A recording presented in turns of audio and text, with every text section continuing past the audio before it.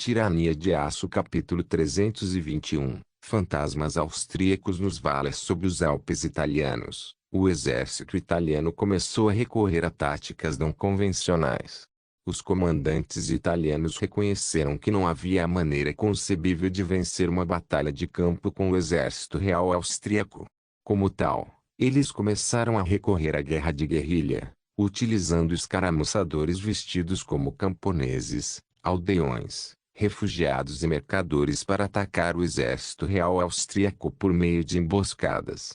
Como resultado, Berengar retardou sua marcha para Milão e, em vez disso, enviou seus jaegeres para caçar e destruir os guerrilheiros italianos. Esses jaegeres eram uma unidade de elite de atiradores e escaramuçadores armados com o rifle Jaeger 1419, baseado no rifle Whitworth da vida anterior de Berengar. Essas armas eram capazes de atingir alvos a milhares e, até agora a serviço de Berengar, agiam como atiradores escondidos atrás das linhas inimigas. No entanto, eles eram mais do que simples atiradores, visto que a maioria desses homens vinha de um passado de caça. Eles eram rastreadores habilidosos, batedores e infantaria leve. Os jaegers também eram totalmente capazes de se sustentar no campo. Como tal, o Jaeger Corps estava entre as unidades de elite de Berengar e, portanto, ele as equipou dessa maneira. Embora inicialmente vestido com roupas verdes e pretas no estilo Landsknecht, essa moda provou ser amplamente ineficaz no campo. Como tal, Berengar havia recentemente começado a experimentar padrões rudimentares de camuflagem. Ao contrário de suas unidades primárias, que foram projetadas para atacar informações, esta unidade especializada de escaramuçadores destinava-se a se misturar com seus ambientes e eliminar alvos de alto perfil de longo alcance. Como tal, Berengar optou por uma abordagem muito mais moderna para seus uniformes. Em vez do chamativo padrão Landsknecht dos regulares austríacos, as unidades Jaeger usaram uniformes que eram uma mistura de uniformes alemães da Primeira Guerra Mundial e da Segunda Guerra Mundial da vida anterior de Berengar. O traje básico era um uniforme padrão M43 na cor Feldgrau. Esses homens usariam um avental de camuflagem estilhaçado sobre suas jaquetas de campo e um boné de campo M43 combinando. Eles também foram equipados com um capacete de estilo mais moderno baseado no M38 Stalhelm usado por paraquedistas alemães na Segunda Guerra Mundial. Este Stalhelm foi pintado como peitoral e tinha uma rede de arame ao redor da qual continha várias formas de tecido para atuar como folhagem falsa. Esses jaegers usavam peitorais de aço de alto carbono endurecidos e temperados com base nos designs de armaduras de trincheiras alemãs da Primeira Guerra Mundial. No entanto, eles foram modificados para facilitar o carregamento de um rifle e eram mais leves com mobilidade aprimorada. Esses peitorais foram pintados à mão em cores terrosas pelos soldados que os empunhavam, em um padrão semelhante ao visto no antigo alemão M38 Fallschirmjäger Stalhelms da Segunda Guerra Mundial na vida anterior de Berengar. Sobre esses peitorais havia uma teia de couro marrom na forma usada pelos soldados alemães imperiais durante a Grande Guerra na vida passada de Berengar. A principal diferença era que esse equipamento de teia era feito de couro marrom escuro e foi projetado para carregar seus tubos de carregamento rápido, bem como outras ferramentas como baionetas, cantis e pás. Suas botas também eram feitas do mesmo couro marrom escuro. Quando comparados com os uniformes de estilo renascentista usados pelas tropas regulares de Berengário, esses jaegers eram muito mais modernos na aparência e eram muito difíceis de detectar quando adequadamente escondidos. Como tal, eles eram a unidade perfeita para caçar e destruir os escaramuçadores italianos. No momento, um capitão de uma companhia jaeger estava agachado dentro de uma linha de árvores, observando um grupo de alvos potencialmente hostis à distância. Esse oficial chamava-se Andreas Jaeger. Como muitos dos homens nesta unidade de elite, ele era um caçador antes de ser convocado para o exército austríaco durante as campanhas anteriores de Berengar. Por algum tempo, ele lutou entre as forças de Berengar e foi um dos primeiros a ser treinado para o papel de Jaeger. Com ampla experiência em guerra não convencional, Ele era o candidato ideal para liderar os Jaegers mais veteranos na caçada aos guerrilheiros italianos. Enquanto ele e seus soldados marchavam silenciosamente pelos Alpes italianos, eles avistaram uma caravana comercial a cerca de 500 metros à frente deles. O capitão Andreas fez sinal para que suas tropas mantivessem sua posição e se escondessem. Ao fazê-lo, ele puxou um par de binóculos de sua correia e começou a observar os movimentos da caravana. O que ele viu confirmou suas suspeitas. Esta suposta caravana mercantil era composta inteiramente por homens relativamente jovens. Esses homens pareciam ter armas dentro de seus vagões, como bestas, arcos longos e canhões de mão rudimentares. No momento, eles estavam reunidos em torno de uma fogueira bebendo vinho e festejando com um novo jogo que haviam caçado. Andreas colocou seus binóculos dentro de sua teia antes de soltar seu rifle. Depois de fazer isso, ele engatilhou a ação de pederneira em sua arma, onde começou a ajustar sua mira de ferro para que ficasse na distância apropriada. Enquanto ele fazia isso, seus soldados notaram suas ações e se prepararam para atirar.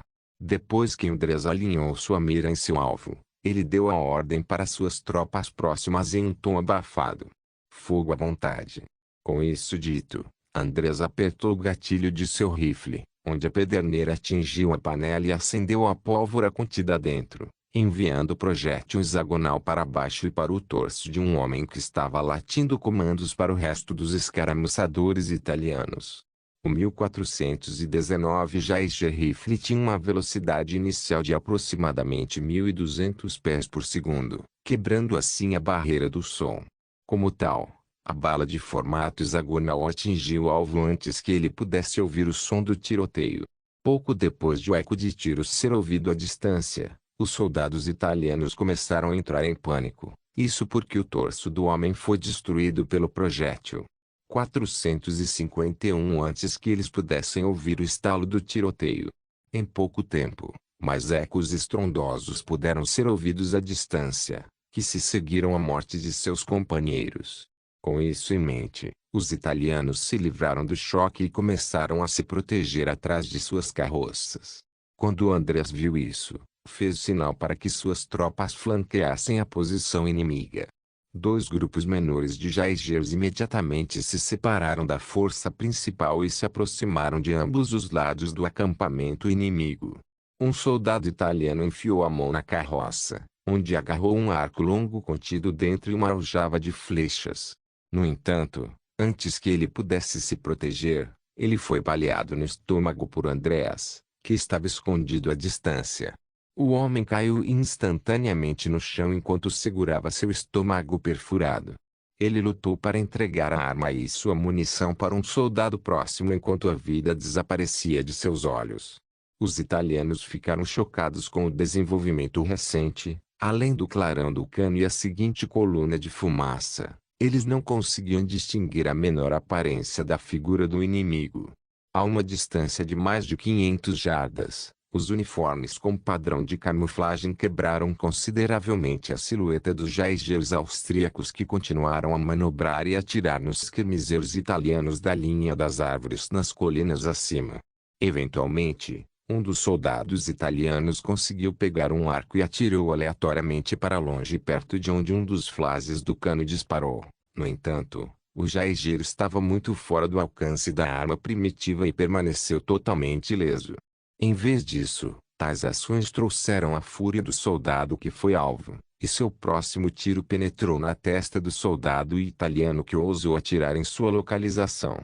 Em pouco tempo, os Jaegers austríacos flanquearam os esquermizeiros italianos por todos os lados e iniciaram um fogo cruzado onde os soldados italianos restantes foram abatidos, como a escória que eram.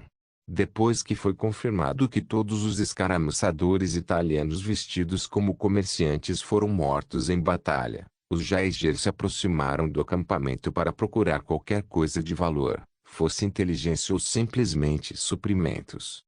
Alguns Jaegers foram colocados em guarda enquanto o restante saqueava o acampamento até que, finalmente, um achado emocionante foi feito por um dos soldados austríacos. O homem que encontrou o pedaço de pergaminho rapidamente o trouxe para Andreas, onde o colocou no chão. Este grande pedaço de pergaminho continha o posicionamento de todos os batedores e escaramuçadores italianos na região. Era uma peça valiosa de inteligência. Quando Andreas viu isso, ele agarrou o ombro do homem e sorriu enfaticamente. Soldado Mueller, você agiu bem. Com isso, conhecemos a localização geral de nossos inimigos e podemos emboscá-los rapidamente. Quero que você e seu esquadrão copiem essas informações e as transmitam à força principal. O jovem soldado saudou rapidamente o capitão Andreas antes de seguir suas ordens. Com esta informação, o exército austríaco teria facilidade em limpar os soldados italianos que tentavam impedir seu avanço por meio de uma guerra não convencional. Enquanto esta companhia de Jaegers havia se envolvido em uma emboscada contra os escaramuçadores inimigos, outros como eles estavam lutando na frente do norte da Itália, avançando sobre os italianos enquanto se escondia no terreno como uma unidade de espectros, ceifando vidas enquanto se moviam sem serem vistos. Assim que informação do paradeiro do inimigo se espalhasse para as outras unidades, ocorreria uma carnificina como os italianos não esperavam. A invenção da camuflagem desempenharia um papel importante no sucesso futuro da Áustria com os muitos conflitos em que se envolveriam. Os italianos viriam a se referir aos Jaegers pelo apelido de Fantasmi Austriaci, em outras palavras, fantasmas austríacos. Tirania de Aço capítulo 322, Batalha do Adriático. Enquanto o Jaeger Corps de Berengar estava no processo de caçar e eliminar os escaramuçadores italianos que haviam se incorporado ao longo do caminho de Berengar para Milão, o grande almirante Emmerich havia começado a batalha naval mais decisiva da Guerra da Independência da Áustria. Uma força maciça de várias centenas de navios de guerra italianos se reuniu. Seu objetivo era simples: para causar o máximo possível de danos à Marinha Real Austríaca. Infelizmente para eles, o tamanho da armada austríaca foi crescendo com o passar das semanas, e os austríacos agora têm mais de 80 fragatas da classe Berengar sob seu comando. Enquanto isso, as cidades de Veneza e Gênova foram devastadas a ponto de serem incapazes de produzir novas embarcações.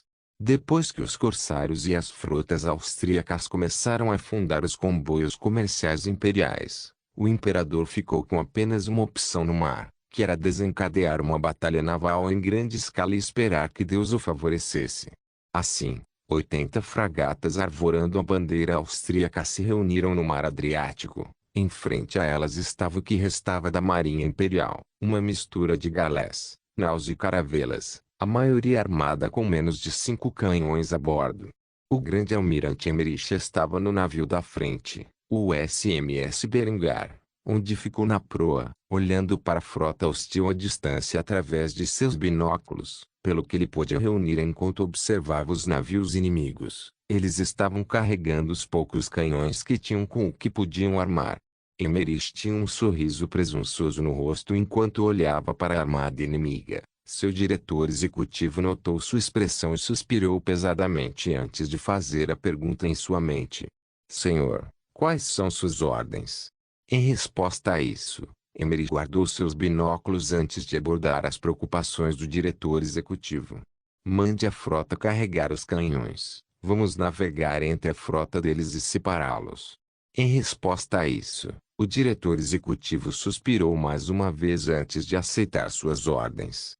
Como você comanda, o almirante? Depois de dizer isso, ele imediatamente passou a informar a frota de suas tarefas. Não demorou muito para que a frota estivesse totalmente armada e preparada para a batalha. Como tal, eles imediatamente começaram a navegar em direção à armada imperial. Quando o almirante imperial viu isso, pensou que os austríacos deviam ter enlouquecido. Afinal, eles estavam navegando direto na trajetória de seus canhões. Como tal, ele fez uma brincadeira com seu oficial executivo ao testemunhar as fragatas austríacas se aproximando deles. Parece que o almirante austríaco perdeu a cabeça. Bem, fico feliz em ver que eles estão facilitando isso para nós. Quando o oficial executivo ouviu isso, ele começou a rir antes de fazer a pergunta em sua mente. Suas ordens, almirante. Em resposta a isso, Um largo sorriso apareceu no rosto do almirante antes de deixar sua decisão conhecida por todos. Abra fogo quando eles se aproximarem. Eu gostaria de ver como seus navios sobrevivem à barragem de nosso poder combinado. Depois de dizer isso, a frota imperial se preparou para a próxima batalha. Embora o humor do almirante imperial estivesse relaxado, o mesmo não poderia ser dito sobre os seus marinheiros. Muitos deles ouviram rumores sobre a eficácia das armas austríacas e passaram o que consideraram seus últimos minutos orando a Deus pela salvação. Em pouco tempo, os navios austríacos chegaram ao alcance dos canhões primitivos da Armada Imperial.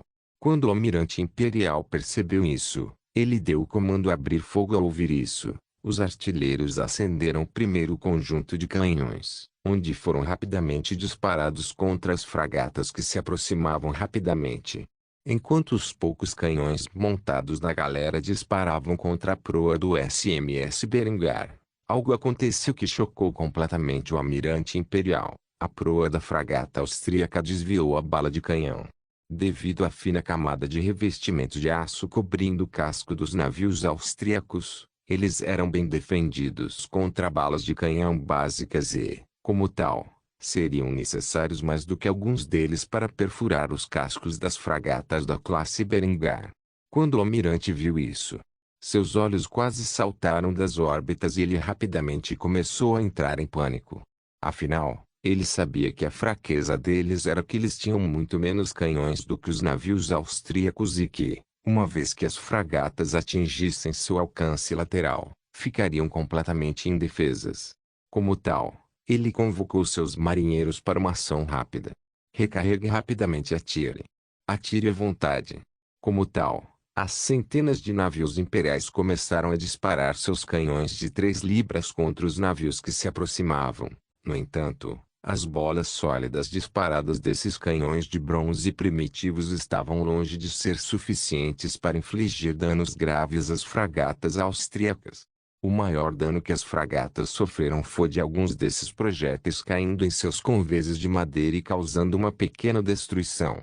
Em pouco tempo, os ágeis navios de aço abriram caminho entre os navios imperiais, onde Emmerich olhou para o almirante inimigo com um sorriso perverso no rosto antes de dar o comando final. Todas as armas disparam. No momento em que este comando foi conduzido, todos os 3.520 projéteis explosivos foram lançados de seus canhões a bordo das 80 fragatas, onde foram lançados nas fileiras das centenas de navios imperiais. No momento em que esses projéteis impactaram, eles explodiram, causando uma enorme devastação aos navios de madeira tratados com alcatrão. Aqueles que não foram imediatamente explodidos em pedacinhos foram rapidamente engolfados pelas chamas resultantes de centenas, se não milhares de pequenas explosões. O almirante imperial, que estava tão confiante menos de 30 minutos antes, só pôde olhar horrorizado por um breve segundo antes de dezenas de balas de canhão atingirem sua galera de guerra, explodindo instantaneamente o navio e ele junto com ele. No entanto, Emmerich não ficou satisfeito com os resultados, pois a armada inimiga foi dilacerada e engolfada pelas chamas no mar Adriático. Ainda havia alguns vasos parcialmente intactos e, como tal, ele deu uma ordem. Recarregue todas as armas e atire mais uma vez. Apesar de tal ação ser completa e total exagero, os navios da frota logo ouviram o comando e, como tal, recarregaram seus canhões. Os poucos marinheiros que sobreviveram à saraivada inicial olharam horrorizados para testemunhar o ceifador descer sobre eles e reivindicar suas almas. No momento em que a segunda rajada foi disparada contra os poucos navios que permaneceram parcialmente intactos, as explosões de fogo encheram o ar e engolfaram o que restava da frota imperial. Emmerich olhou com um sorriso perverso em seu rosto quando ele caiu na gargalhada. Com a vantagem tecnológica esmagadora dos projéteis explosivos e os canhões de 24 libras capazes de dispará-los, sua frota seria totalmente incontestável nos oceanos do mundo nos próximos anos. Ele ficou surpreso que Berengário pudesse inventar uma tecnologia naval tão única e ficou feliz por ser o primeiro grande almirante da Marinha Real Austríaca. Como tal, ele se virou para declarar corajosamente sua vitória sobre o Império nesta guerra. Homens, nós conseguimos. Em questão de minutos, derrubamos sozinhos uma das maiores potências do Mediterrâneo, com a vantagem esmagadora de nossos navios. Ninguém neste mundo pode desafiar nosso poderio nos mares. É o alvorecer de uma nova era. A era do domínio austríaco está chegando. Todos vocês testemunharam este momento histórico com seus próprios olhos. Pelo rei e pela pátria. No momento em que Emmerich disse essas palavras, a tripulação a bordo do SMS Berengar gritou a plenos pulmões em resposta. Pelo rei e pela pátria. Quanto mais eles repetiam essa frase, mais os navios próximos se juntavam, pois o canto começou a se espalhar por toda a frota austríaca como um vírus. Dezenas de milhares de vozes podiam ser ouvidas do meio do mar Adriático, entre os destroços em chamas da armada imperial enquanto entoavam repetidamente as palavras que se tornaram um dos vários gritos de guerra entre o grande exército da Áustria. Com esta vitória, a Áustria derrotou qualquer apoio armado que o Sacro Império Romano pudesse fornecer como escolta para seus navios mercantes remanescentes. O que significa que corsários e piratas agora estavam livres para invadir o transporte imperial sem medo de recorrer do Sacro Império Romano. Quando a notícia dessa vitória finalmente se espalhasse para as outras potências do Mediterrâneo, começaria uma nova corrida armamentista naval. O equilíbrio de poder no mundo ocidental havia mudado da noite para o dia, e a Áustria agora afirmava ser o poder supremo da região. Somente pela experimentação e construção de novas embarcações as outras potências poderiam esperar enfrentar a marinha austríaca. Por enquanto, os marinheiros austríacos que participaram da breve mas histórica batalha decidiram navegar de volta ao porto e comemorar sua vitória esmagadora. Tirania de Aço capítulo 323 Avanços na tecnologia de munições. Aldo von Passau olhou para a substância em suas mãos com uma expressão cautelosa no rosto. Quase como se temesse que o menor movimento fizesse com que a placa de Petri em suas mãos explodisse em seu rosto. A substância contida dentro do vidro não era outra senão mercúrio fulminate, um composto explosivo mais comumente encontrado em munições, como cápsulas de percussão durante a vida passada de Berengar. O químico de meia-idade olhou com carinho para a substância. Depois de anos de experimentação, ele e sua equipe finalmente criaram um composto químico que poderia ser usado para aumentar o poderio militar de Berengar. Embora os inimigos de Berengar tenham começado o longo processo de engenharia reversa de armas Matlock e Pederneira capturadas na guerra, pode-se dizer que a Áustria havia atingido um ponto crucial no desenvolvimento de armas devido aos esforços do Departamento de Química de Kufstein. Fazia quase 3 anos desde que o químico se viu fugindo da ira da igreja para o então Viscondado de Kufstein.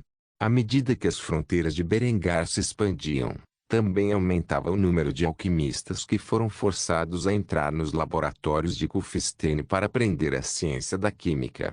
Com mais químicos aparecendo entre as fileiras de Aldo, eles começaram a experimentar em muitas direções diferentes no campo da química. Uma dessas direções foi a pesquisa de compostos explosivos. Depois de anos de estudo, eles finalmente criaram o fulminato de mercúrio, o que o próprio Berengário era incapaz de fazer. Embora Berengário tivesse uma memória fotográfica repleta de muitas invenções importantes de sua vida passada, seu conhecimento de química era básico, para dizer o mínimo. Como tal, o jovem rei havia deixado o desenvolvimento de compostos químicos para os homens mais adequados para a tarefa, Aldo von Passau e seu departamento de química. Aldo estava bastante entusiasmado com esta nova descoberta. O mero pensamento de sua mais nova invenção trouxe um sorriso como nenhum outro ao rosto do homem. Seus subordinados olharam de longe para sua expressão curiosa, pensando que o homem havia enlouquecido. Após alguns momentos de silêncio constrangedor, Aldo von Passau anunciou os resultados. Finalmente conseguimos. Criamos fulminato de mercúrio. O que precisamos fazer agora é criar o máximo possível deste composto para que, quando o rei Berengar voltar de sua guerra pela independência, possamos surpreendê-lo.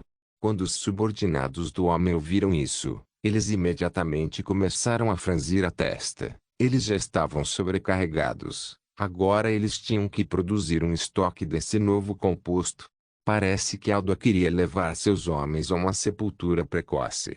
Apesar de suas reservas, eles seguiram as instruções e começaram a preparar outro lote.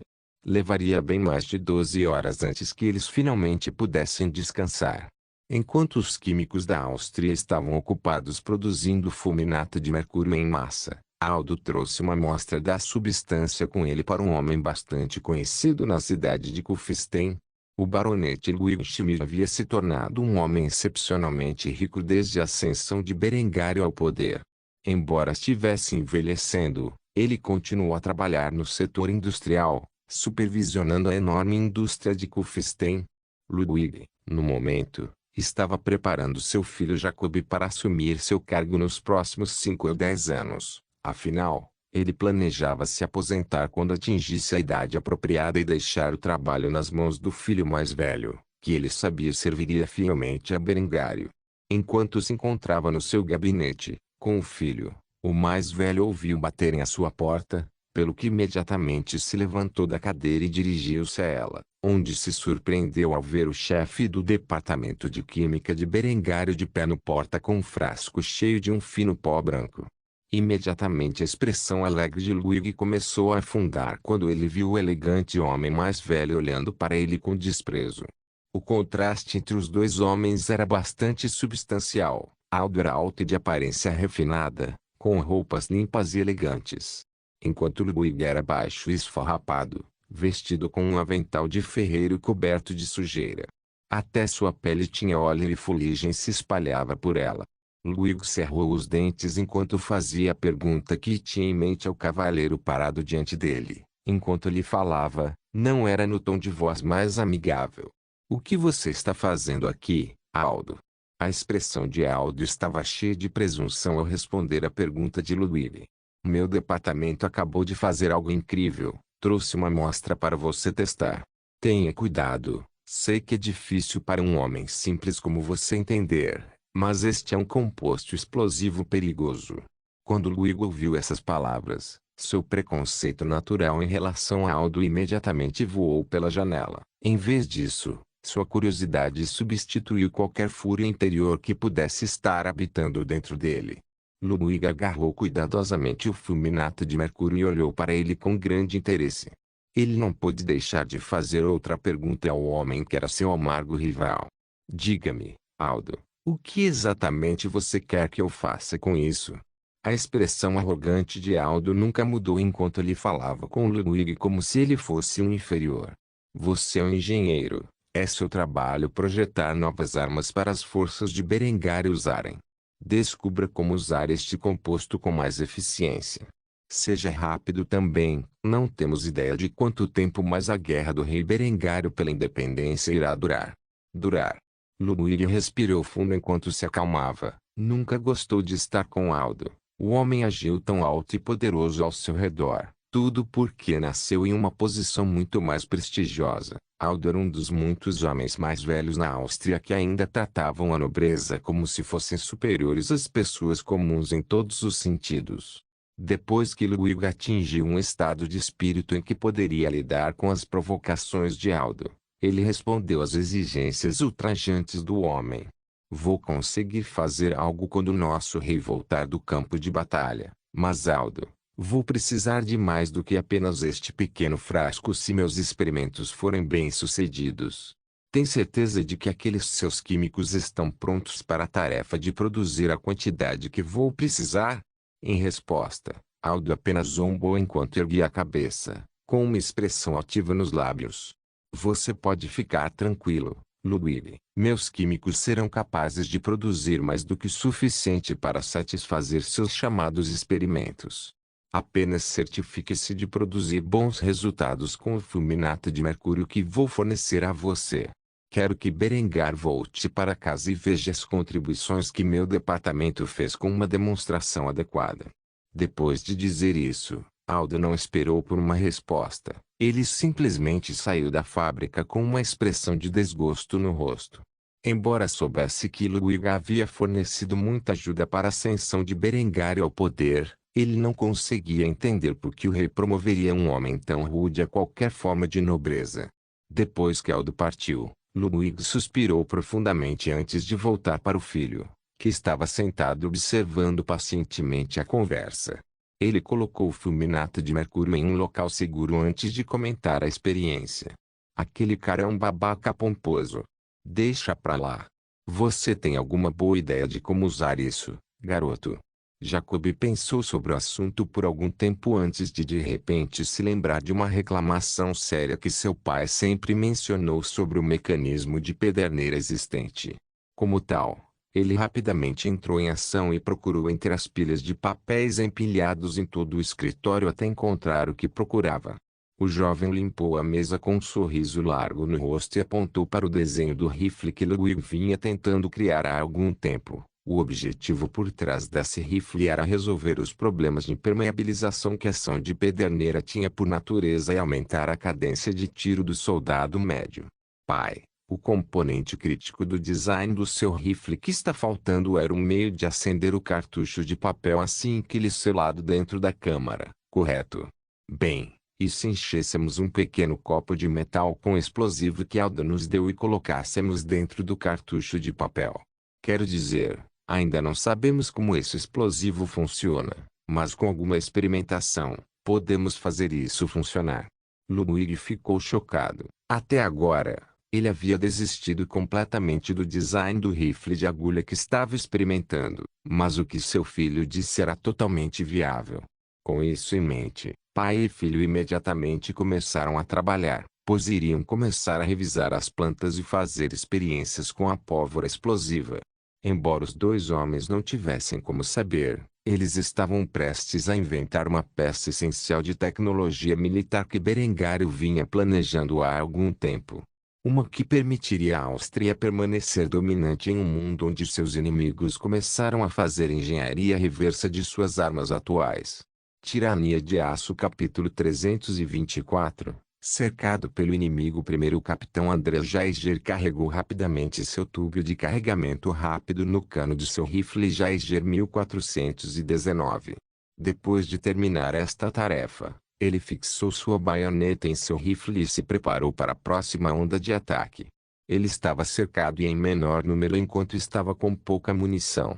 Se algo não mudasse logo, ele e sua companhia de infantaria leve de elite seriam rapidamente derrotados. Recentemente, ele e sua companhia de Geigers foram destacados para as linhas de frente para caçar e destruir os vários escaramuçadores italianos que surgiram no campo de batalha. Com alcance superior e equipamento camuflado, esses bravos homens lideraram o ataque na campanha em andamento contra os inimigos da Áustria no norte da Itália.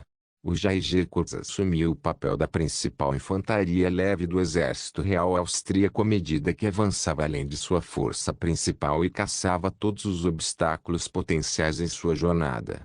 Depois de descobrir a localização dos escaramuçadores italianos por pura coincidência, eles começaram uma extensa campanha para abrir caminho para a cidade de Milão.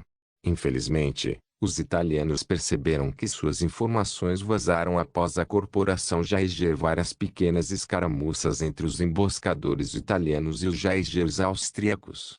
Por causa disso, os italianos responderam cercando com sucesso a companhia de Andreas, enquanto os forçavam a defender sua posição dentro de uma pequena aldeia contra alguns milhares de soldados italianos.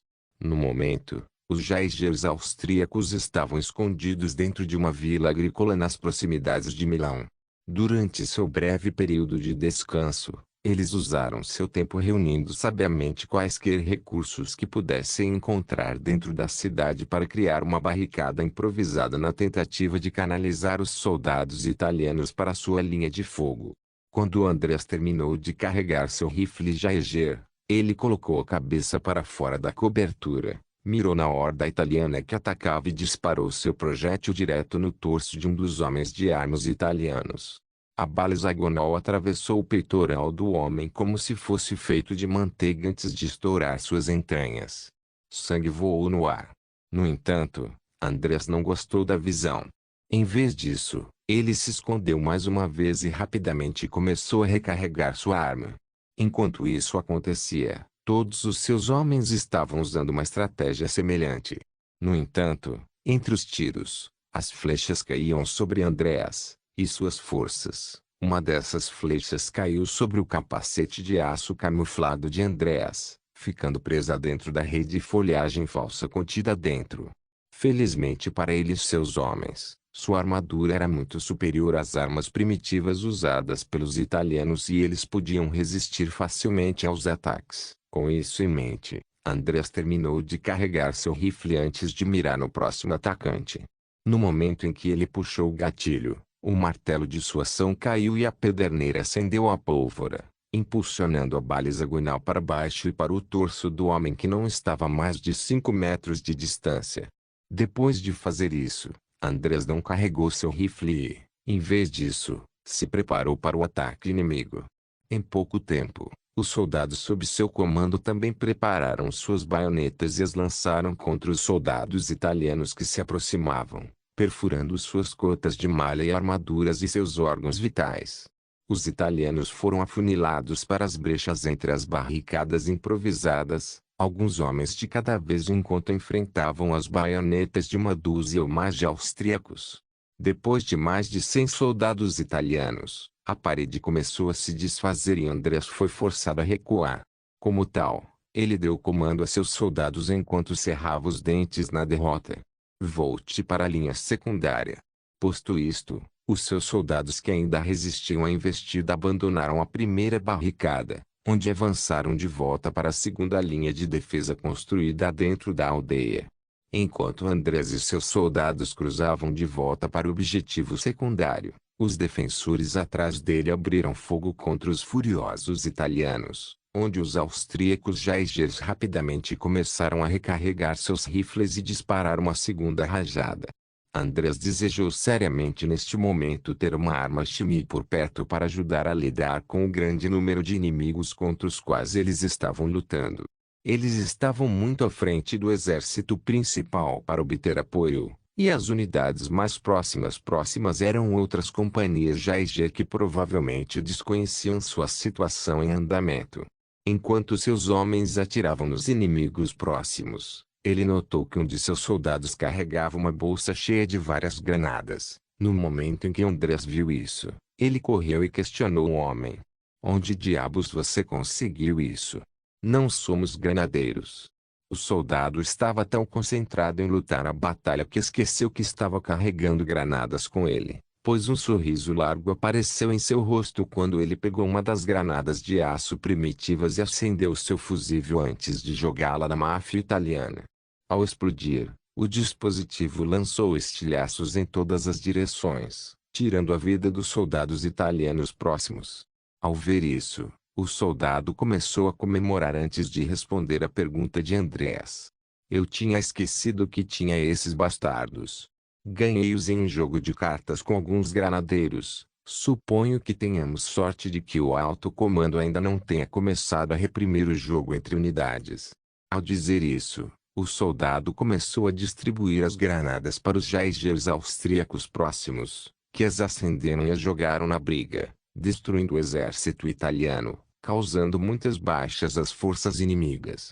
Depois que a vanguarda das fileiras italianas foi totalmente dizimada por rajadas de tiro e granadas, os soldados italianos restantes fugiram da aldeia e voltaram para o campo onde seu comandante estava reunido. André suspirou de alívio.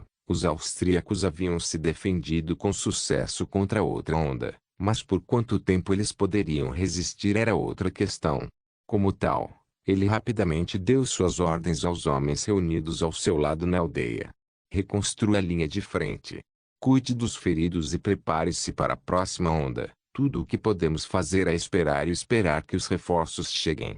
Embora Andrés duvidasse seriamente que a ajuda chegaria. Essa já era a terceira onda de ataque que eles haviam repelido e não havia sinal de reforços no horizonte. Eles não tinham como sinalizar de volta ao acampamento principal, e os inimigos os cercaram por todos os lados. As coisas pareciam sombrias para o capitão e sua companhia de Jaegers. Em pouco tempo, os soldados austríacos haviam fortificado sua posição. Não haveria granadas para a próxima onda e eles não tinham apoio de artilharia. Muitos dos homens estavam começando a ficar sem munição. Como tal, eles não defenderiam facilmente sua posição. Andrés esperou, com seu rifle carregado e a espingarda de pederneira armada para trás. Em pouco tempo, a próxima onda apareceu. Então ele deu às suas tropas o comando para abrir fogo. Fogo à vontade. Dito isso, Andrés apertou o gatilho de seu rifle Jaeger e disparou a bala hexagonal ao alcance no torso do soldado inimigo. Ao fazer isso, o homem caiu no chão lutando em seu último suspiro. Depois que esta rajada foi disparada, Andrés e seus soldados rapidamente recarregaram seus rifles antes de disparar outra rodada de tiros ao alcance na multidão de italianos. Enquanto Andrés preparava sua próxima carga, uma flecha de besta passou voando por ele e atingiu a órbita do soldado atrás dele, matando-o instantaneamente. Andrés não teve tempo de lamentar a morte do soldado.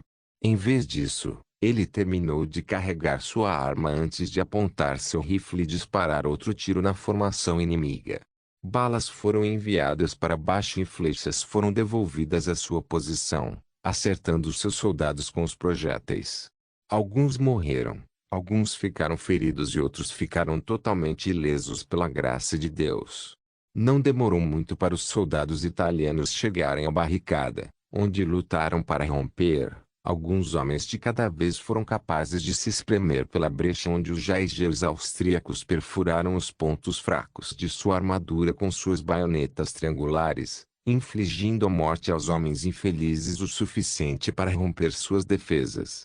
Alguns dos jaegeres austríacos recorreram a afiar suas pás e começaram a usá-las como instrumentos contundentes enquanto quebravam os soldados italianos sobre os seus capacetes de aço, causando concussões e até mortes entre suas fileiras.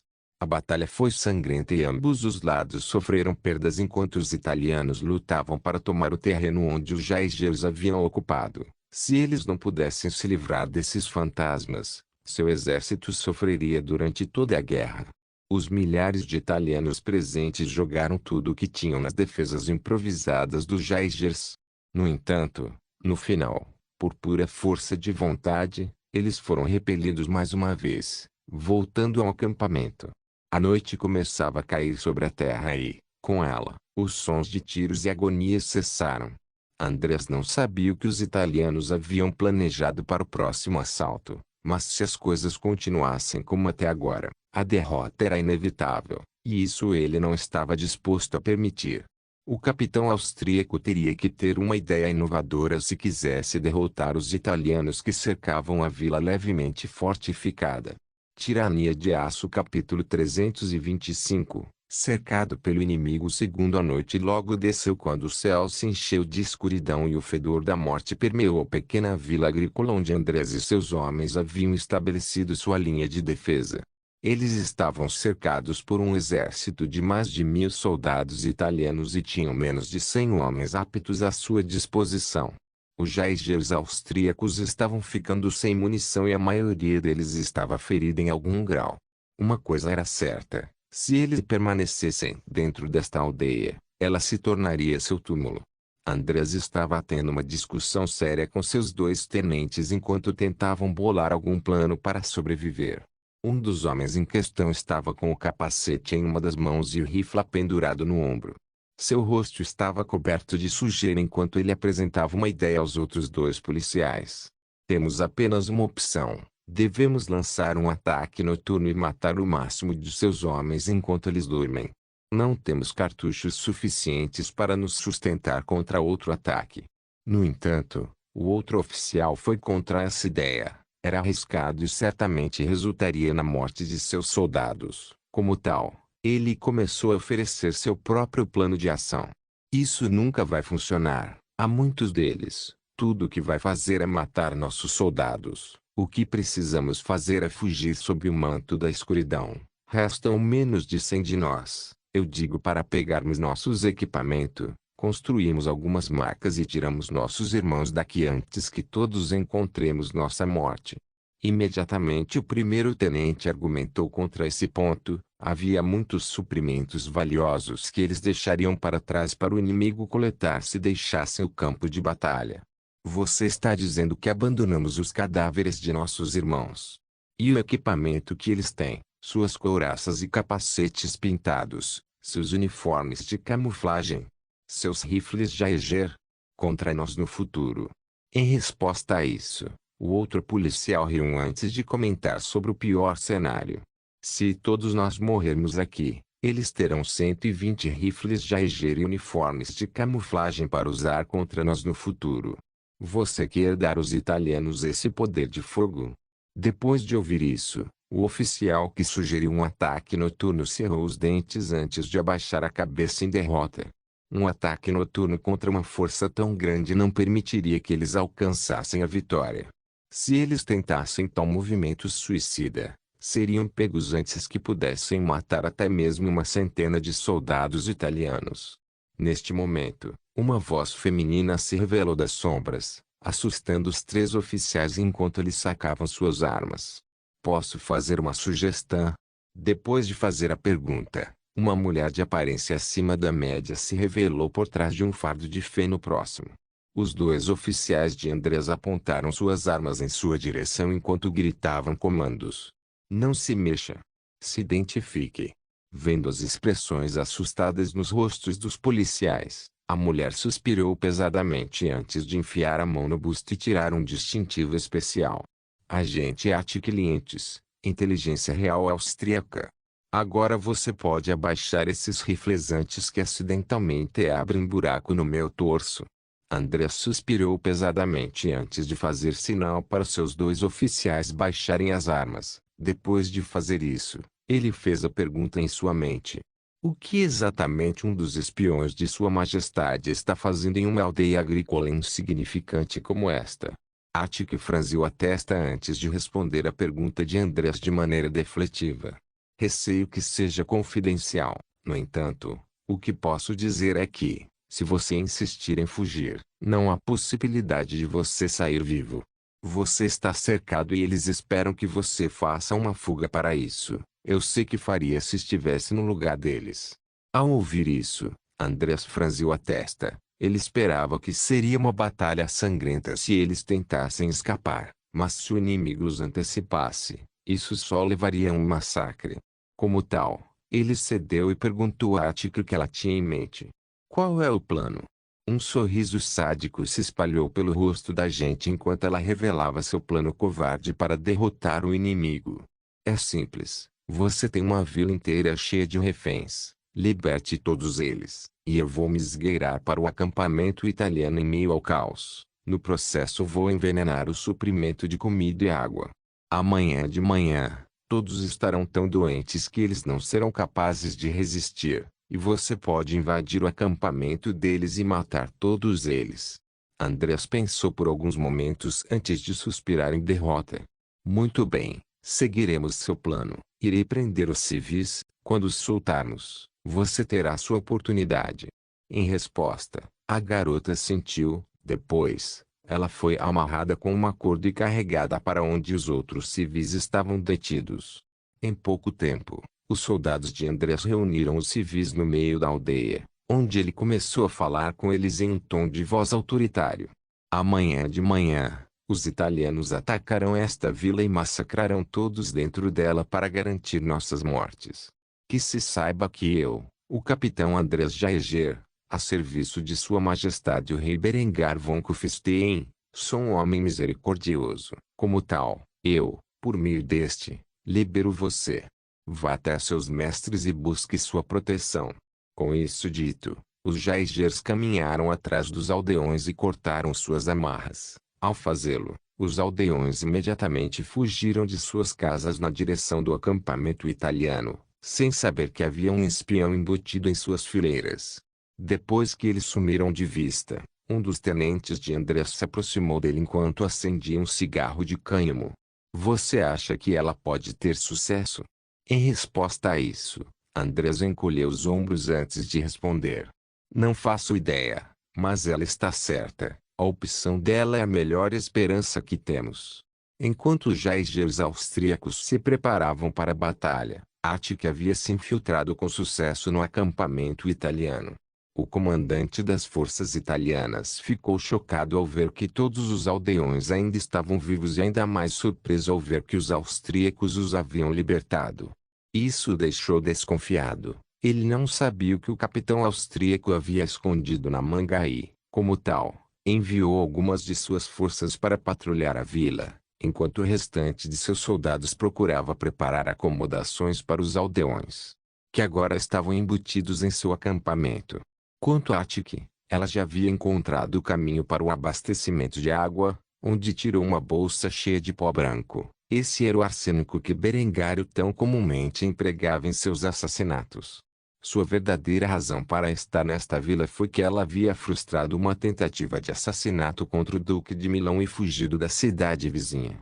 Enquanto ela havia escapado de seus perseguidores, ela logo se viu presa na aldeia enquanto os Jaegers lutavam por sua própria sobrevivência. Depois de envenenar os recipientes de água, ela logo se dirigiu à tenda do açougueiro e ao depósito de grãos, onde espalhou a toxina no estoque de trigo e carne.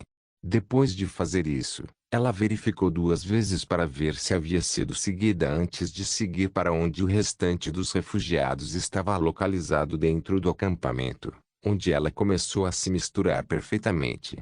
Com isso, os austríacos garantiram a vitória, pois muitas horas se passaram antes que o sol nascesse no céu. Foi só depois das 10 da manhã que os austríacos Jaegers avançaram para o acampamento italiano. Enquanto os Jaegers se aproximavam cautelosamente da área, eles logo perceberam que os soldados e civis italianos estavam enjoados e fracos demais até para ficar de pé. Com isso em mente, André sorriu antes de dar ordens às suas tropas. Mate todos os soldados que encontrar. Quanto aos civis, deixe-os em paz. Com isso dito, uma carnificina começou a se desenrolar dentro do acampamento italiano quando homens fracos demais para se defender foram esfaqueados até a morte pelos golpes das baionetas austríacas. Milhares de homens encontraram seu fim nas mãos dos fantasmas austríacos que os italianos haviam empurrado no dia anterior à beira da morte. Quando o massacre terminou, Attica se revelou aos soldados austríacos. Ficaram surpresos ao ver que alguém não foi afetado pelo veneno infligido aos soldados e civis italianos. Afinal, Andreas não revelou toda a natureza de seu plano para suas tropas. As identidades dos agentes de Berengário eram um segredo altamente considerado. Como tal, Attic não revelou suas informações para toda a empresa e, em vez disso, saudou o capitão quando ela fez seu pedido. Capitão, receio que precise de distração. Meu disfarce foi descoberto e devo confessar que falhei em meus deveres. Tenho que informar esta informação a Sua Majestade o mais rápido possível. Embora os soldados austríacos não soubessem quem era essa mulher, saudar o capitão dessa maneira e fazer tal pedido significava que ela provavelmente estava ligada à inteligência austríaca.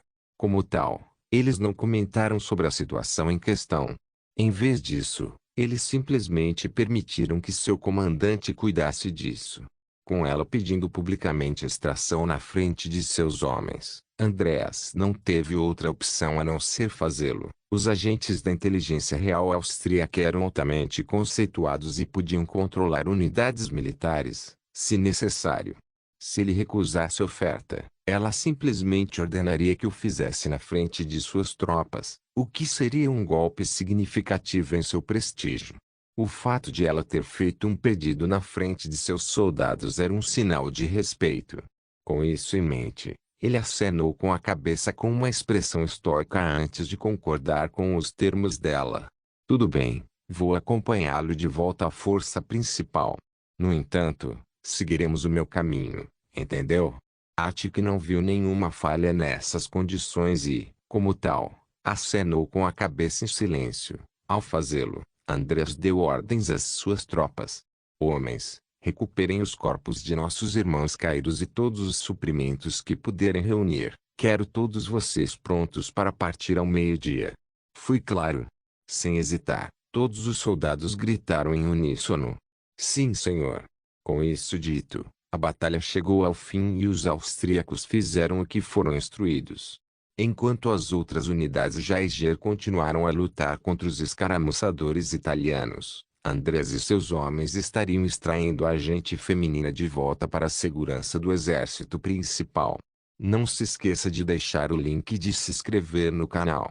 Caso queira contribuir de alguma forma com o canal, entre em contato comigo pelo Instagram do canal. O link do Instagram do canal estará na descrição do vídeo. Por favor, certifique-se de verificar meus outros vídeos. Tenho certeza que você vai gostar deles. Solem irmãos.